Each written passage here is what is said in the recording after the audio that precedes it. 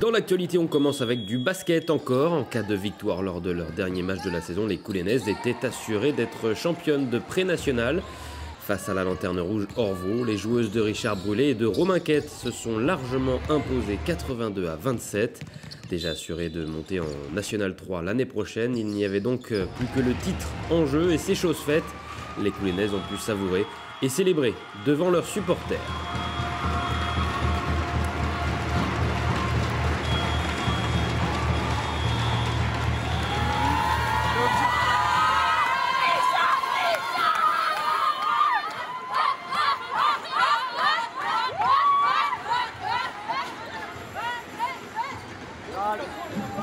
L'objectif c'était de gagner pour finir championne aujourd'hui. On a fait le travail la semaine dernière pour valider la montée en N3.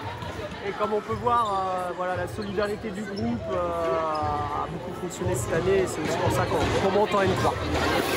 C'est une saison parfaite. Une saison parfaite pour vous et j'imagine un groupe qui a répondu présent tout au long de l'année. Oui. On a réussi à atteindre nos objectifs en s'entraînant, en intégrant les U18 sur les entraînements, ce qui a pu nous motiver tout au long de l'année. Ouais, on a réussi à avoir tout le monde, on a tout le monde aujourd'hui, donc c'est parfait. Ouais. Merci à toi. Merci. Coulaine retrouvera donc l'avenir à Le Mans-Saint-Pavin l'année prochaine en National 3. Du basket, mais du 3 contre 3 en plein cœur du Mans, place des Jacobins. Un grand week-end de compétition au pied de la cathédrale avec la première Super League de 3-3 de la saison française qui faisait donc escale en Sarthe.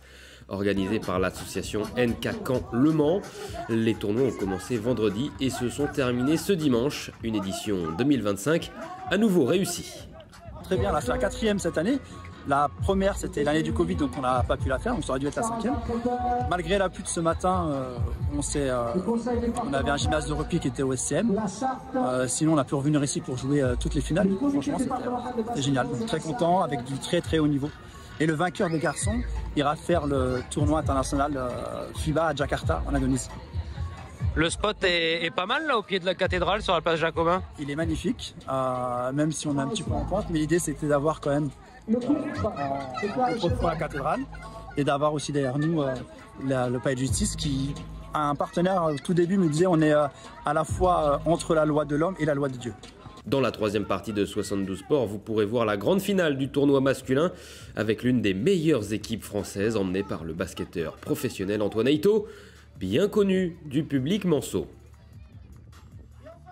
Un week-end à 2 victoires pour les joueurs de la Jalte, Massy samedi puis Courbevoie dimanche. 2 victoires qui permettent aux Manceaux de se qualifier pour le Final Six le 7 juin prochain et tenter de décrocher le titre de champion de France de National 3.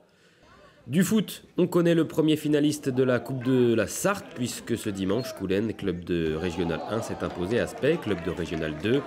Logique donc respectée avec une victoire 2-0 des joueurs de Willy Bolivar. En bref, la réserve du Mans FC s'est inclinée en barrage d'accession à la Nationale 3. Comme l'an passé, cruelle défaite au tir au but face au Sable d'Olonne cette fois. Excellent week-end à Monaco en revanche pour l'écurie sartoise Dams en Formule 2. D'abord en s'imposant sur la course sprint avec son pilote indien Kush Maini. Puis sur la course principale où Jack Crawford a pu profiter d'un gros crash au départ avant de voir un autre incident de course lui permettant de prendre la première place sous safety car. Drapeau rouge, la course est définitivement arrêtée et la victoire revient donc à l'équipe basée à Riodin.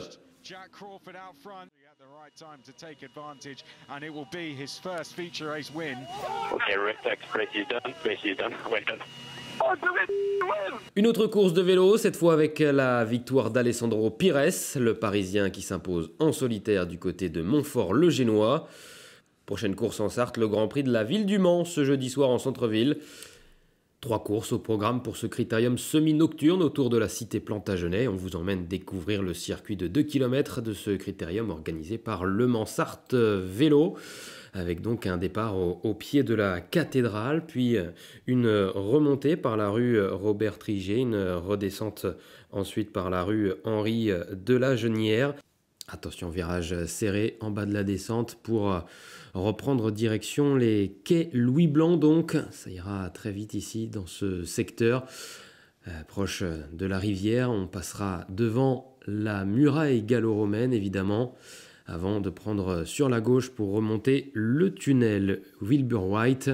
Une remontée donc et une arrivée qui se fera en haut avec ce virage gauche pour regagner le pied de la cathédrale, donc avec ce critérium qui a lieu ce jeudi soir. Dans la suite de 72 Sports, la grande finale du basket 3-3, ici même justement au pied de la cathédrale, c'était ce dimanche.